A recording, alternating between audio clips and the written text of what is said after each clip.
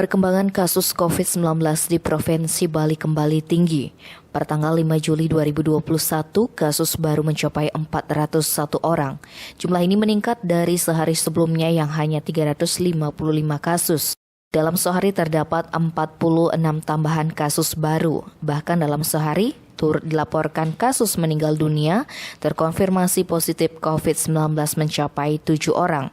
Kendati pun kasus meningkat sesuai data dari Satgas Penanganan COVID-19, Provinsi Bali, angka kesembuhan juga tinggi mencapai 207 orang, dibandingkan sehari sebelumnya yang hanya 131 orang.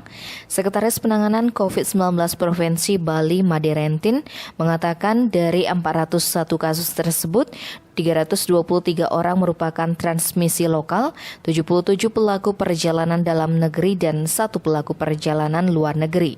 Sementara dari 9 kabupaten atau kota di Bali, Kota Denpasar penyumbang kasus terbanyak mencapai 139 orang. Kota Denpasar penyumbang kasus terbanyak mencapai 139 orang, disusul oleh Kabupaten Badung mencapai 64 orang. Tim Bali Express melaporkan.